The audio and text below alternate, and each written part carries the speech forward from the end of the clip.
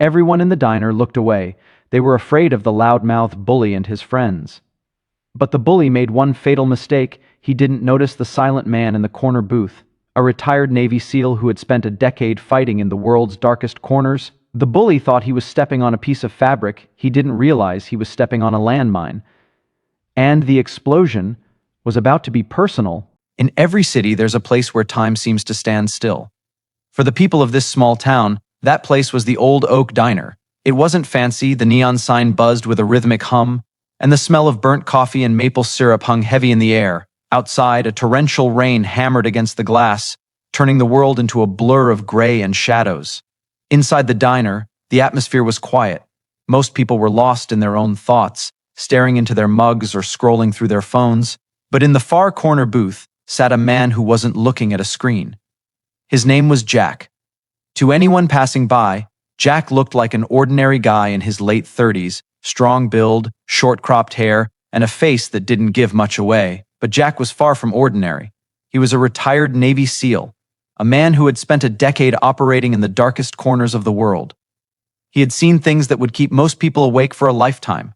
Today, however, he wasn't looking for a mission. He was just looking for a quiet breakfast and a moment of peace.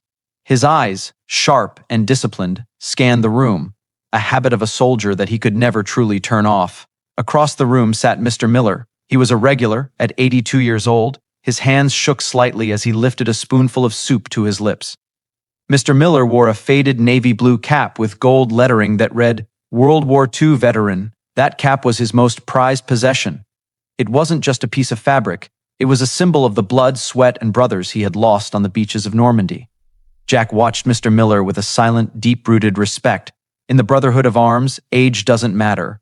A warrior recognizes a warrior. The peaceful chime of the bell above the door broke the silence. 3 young men walked in, shaking the rain off their expensive leather jackets. They were loud, arrogant, and clearly looking for attention. At the center was Brad, a tall, muscular guy with a smirk that suggested he had never been told no in his life. He looked around the diner with disdain, as if the very air in the place wasn't good enough for him. Place smells like grease and old people, Brad remarked loudly, causing his 2 friends to erupt in forced laughter. They sat down at a booth near Mr. Miller. From the moment they arrived, the energy in the diner shifted. The waitress, a young girl named Sarah, approached them with a nervous smile. Brad didn't even look at the menu. Instead, he made a crude comment about her uniform, making her turn bright red and look at the floor. Jack's grip tightened on his coffee mug. He watched Sarah walk away, her hands trembling. He stayed silent. He knew that sometimes, the best way to handle a fool is to let them reveal themselves. But Brad wasn't finished. He turned his attention to the quiet old man sitting just a few feet away. "Hey, Grandpa!" Brad shouted, leaning over the back of his booth. "You actually eat that stuff? It looks like something they'd feed a dog." Mr. Miller didn't look up. He continued eating, his movements slow and deliberate. He had faced Nazi machine guns. A loudmouth kid in a diner wasn't going to rattle him. But his silence only seemed to agitate Brad further. "I am talking to you, old man! Or are those hearing aids turned off?" Brad's friends cheered him on. They thought it was a show. They didn't notice the man in the corner booth, the man whose eyes had turned as cold as the rain outside. Jack was no longer just a customer. He was now a predator watching a threat, and the threat was about to cross a line that could never be uncrossed. Brad stood up from his booth. He was tall, nearly 6'2", and he used his size to loom over Mr. Miller. The diner had gone completely silent now. Even the clinking of silverware had stopped. The only sound was the steady rhythmic drumming of the rain against the roof. "You know," Brad said, his voice dripping with false concern, "I don't think you're a veteran at all. I think you bought this cap at a thrift store just so people would feel sorry for you, just so you could get a free meal." Mr. Miller's hand froze midway to his mouth. For the first time, he looked up. His blue eyes were clouded with age, but beneath the surface, there was a spark of dignity that 80 years of life hadn't extinguished. "I served in the 101st Airborne, son," he said quietly, his voice thin but steady.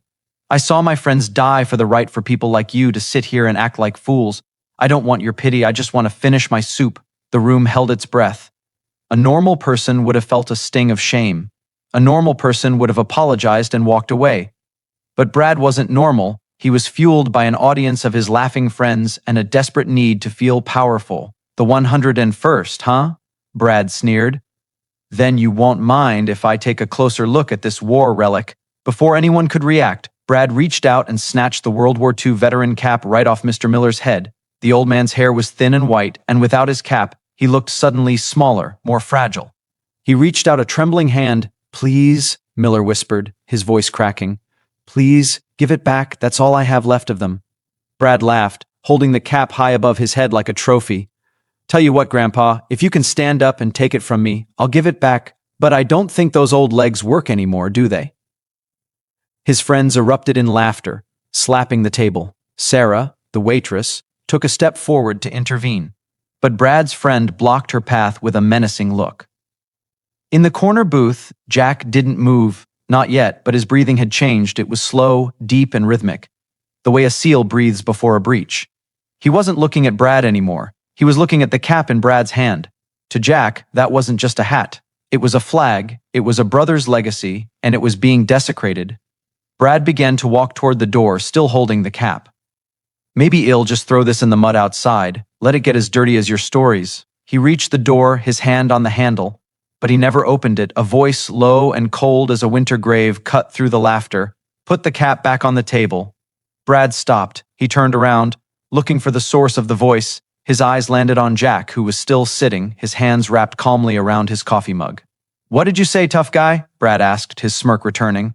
He looked Jack up and down. Jack wasn't wearing a uniform. He didn't look like a giant. He just looked like a man who had seen too much. Jack didn't repeat himself. He stood up. It was a slow, deliberate movement. There was no wasted energy, no hesitation. As he stood, the diner seemed to shrink. The air grew heavy with a sudden, violent pressure. "I said," Jack began, walking slowly toward the center of the room, "put the cap back on the table. Then, you're going to apologize to that man. And then, you're going to leave." Brad's friend stood up now, trying to look intimidating. "You got a problem, man? Mind your own business." Jack stopped 5 feet away from Brad. He ignored the friends. His focus was locked on Brad's eyes. "That man is my business," Jack said. "He's every veteran's business. You have 5 seconds to do the right thing."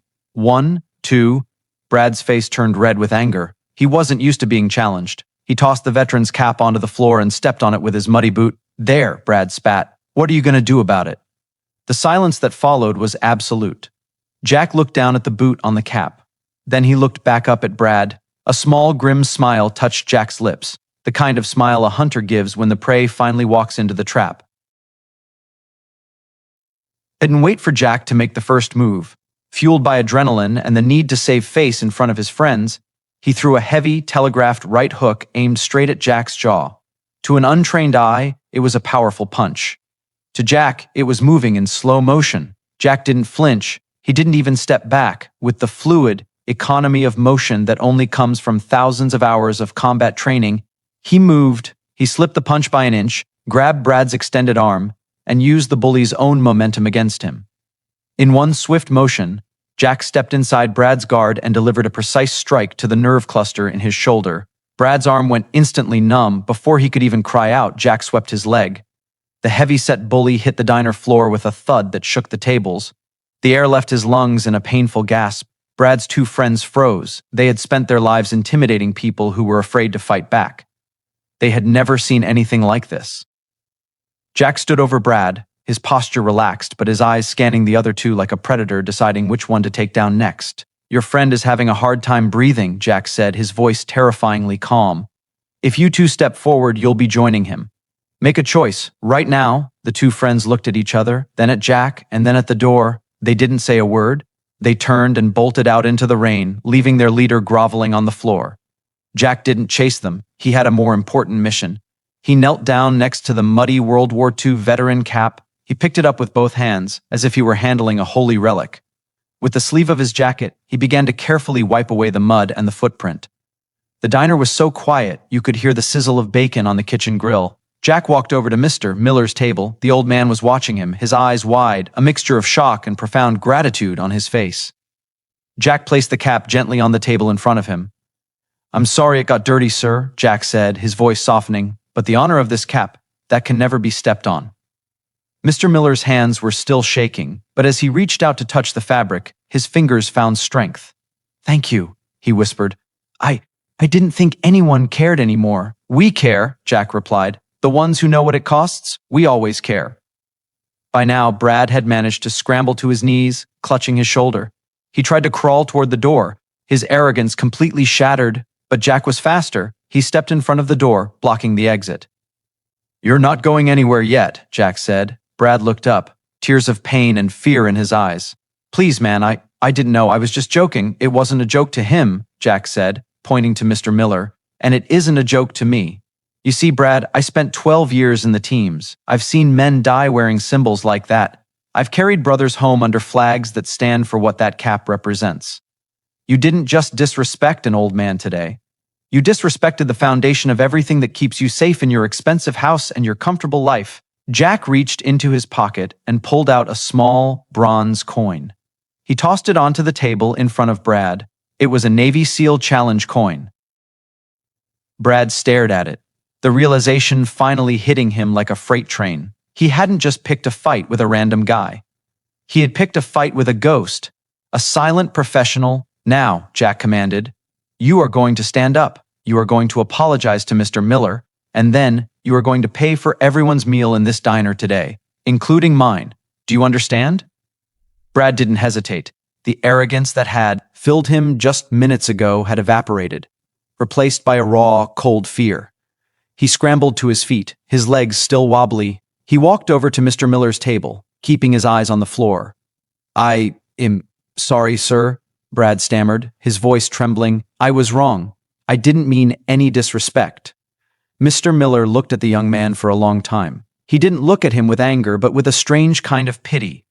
"It's not me you should be sorry to, son," Miller said softly. "It's the people who never came home to wear this cap. Remember that." Brad nodded frantically. He pulled out his wallet, his hands shaking so much he dropped a few bills before handing his credit card to Sarah, the waitress. "Everyone," Brad announced, his voice cracking. "Everything is on me. Please, just let me go." Sarah took the card, her eyes shifting to Jack. Jack gave a slight, almost imperceptible nod. The lesson had been learned.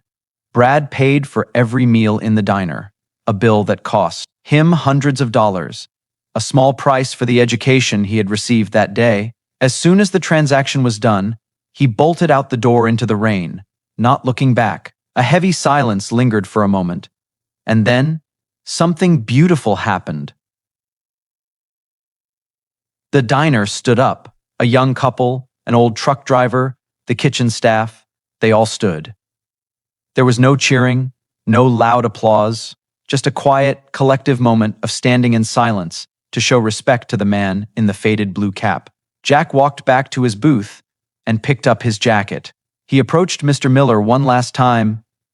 "I have to be moving on, sir," Jack said. Mr. Miller stood up, his posture straighter than it had been all morning.